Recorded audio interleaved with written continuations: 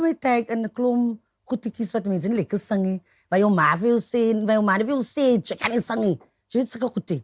But anyway, yeah, a friend of mine tagged me into a video to see this girl, Shaman. I was so impressed when I saw this video on Facebook, but I had a meeting with her, and I already knew that I was going to do the whole Sassy was going to be here, that I have Yusuf and all of that, but I wanted to hear this girl's story. She also happens to be from Mitchell's Plain, Lentighe, by the way. And this girl has got an amazing story to tell. We were in tears while she was telling the story, and I really just want you guys to listen to her story. And also she'll be singing when she's done. I hope that she'll be right home with time. But please, ladies and gentlemen, put your hands together for Shaman. Hey, Shaman. Shaman, how are you? I'm good. Thanks for I know asking. this is going to be a tough one. It's definitely going to be a tough one. Because, I mean, I yesterday when I got this message from this friend of mine to say that you work with him, I was like, oh, okay. And then she told me what you do and that you were a leader of something. You were very vague. What is it that you do? I'm a senior team leader at a company that works with UK clients. Okay. Yeah. So I know that, you know, we are all going through a tough time. I also been through a heavy time when this lockdown started, and felt also a little bit depressed and all of that. But you have a story that I want you to share with the viewers, and I know this is going to be tough for you to share, but take your time. I can see. Auntie Salome. Auntie Salome, Eddie Kukazi. Yes, Kukazi was, you know. So tell us your story. So I'll probably start off by saying that, you know, when you contacted me, I was over the moon. Over the moon, because I'm like, Salome, for me? No ways.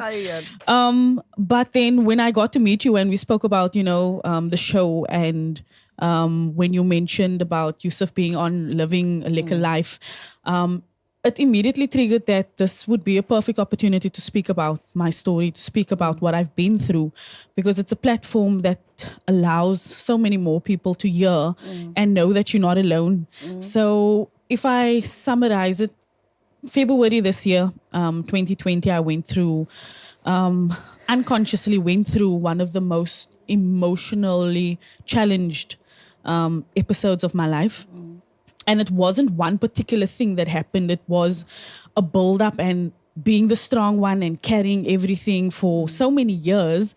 And it was a build-up of so many things that I was going through, so many things that I was experiencing, that it pushed me to an extent where I attempted suicide. I was rushed to hospital. Obviously, they assisted me, pumped out the tablets and the medication that I took. And I was put into a facility where I was monitored so that I wouldn't cause any self-harm to myself. And it was so overwhelming at the time, because I didn't know what I was feeling. I was always the strong one. I'm running a strong job. I'm with my family. I'm trying to help wherever I can. I've got this. I'm that independent woman. Who actually come across that they are so strong, but they're actually not. And I think all of that built up to an extent where I couldn't do as much as I wanted to, and it took a really bad toll on me. I can thank God that I was able to recover. I can thank God that I took this as a lesson, because in the moment, if I think about it, looking back, I was extremely selfish. I wasn't thinking about anybody else except for what I was feeling at the time. And the one thing that I've learned is to make sure that in your life, at every stage in your life, deal with whatever it is you are experiencing. Even if you think you're okay with it, you might not be. And when I spoke to you, the point that I wanted to bring across to everybody listening, to people at home, like, this lockdown started at the start of my medication, at the start of me going on to antidepressants, and everything I needed to do to keep me afloat, to keep me balanced, like mingling, being out there, I couldn't, because there were so many restrictions, and there's so many people at home that's going through the same thing, that are locked down. They currently clinically diagnosed as being depressed. They're taking medication, they're going through so much, and they can't do what they need to keep themselves afloat. If I can advise anybody or just give you guys advice, what I've forced myself to do is speak to myself. There is not a single person. Yes, people will come around you, they will support you, they will do what they can for you, but there isn't a single person that can help you the way that you help yourself. I was just about to ask you now, what is the main thing that has actually kept you from going on, you know? So I had to constantly tell myself, whatever depression tells me, I am not. That is exactly what I am. So when it tells me, you're not beautiful, I speak back, I am beautiful. Oh, yes. And when it tells me girl. you're not successful, I am successful. Yes. And like I said, it's okay to have the support. Sometimes you don't have the support, but your biggest support is yourself. And there is nobody that will be able to pull you out of that except for yourself. That is so true. Eh? It's like with me, I was on TIC for 5 years. And nobody helped me, but I mean, I had friends that was there for me. Yeah. But I had to do it on my own. Had to do you it know, on your own. now, it's been 10 years that I've been clean. And I, you know, I don't even know where I would have been. Yeah. I wouldn't have sat here now with you and have this crew and everybody helping me with this, you know.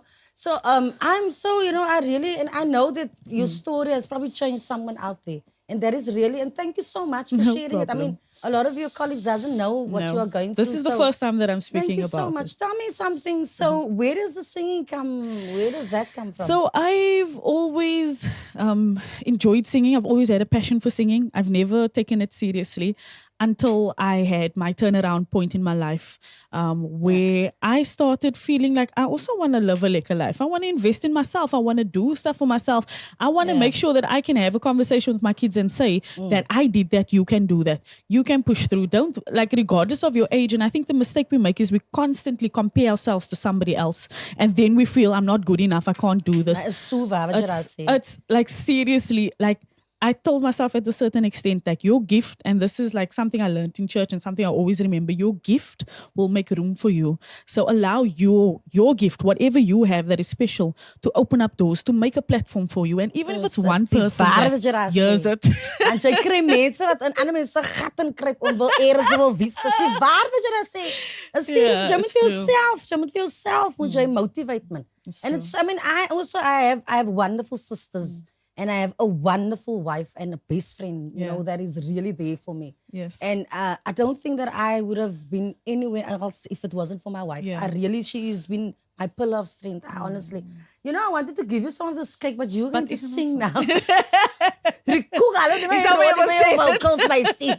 But ladies and gentlemen, please put your hands together for Shimon. She's going to do us a song. Yay.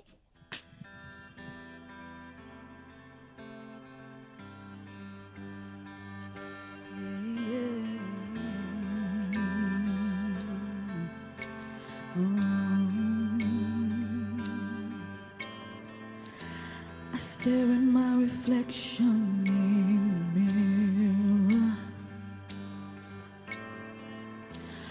Why am I doing this to myself? I'm losing my mind on a tiny error. I nearly left the real me on the shelf. No, no, no, no, no. Be true to you are in the blur of the stars. Seeing is believing, dreaming is believing, and it's okay not to be okay. Sometimes it's hard to follow your heart.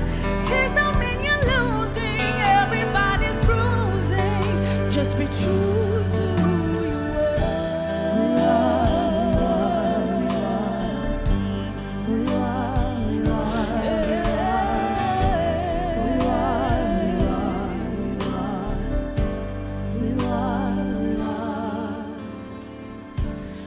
brushing my hair, do I look perfect? I forgot what to do to fit the mold. the more I try, the less it's working. Oh.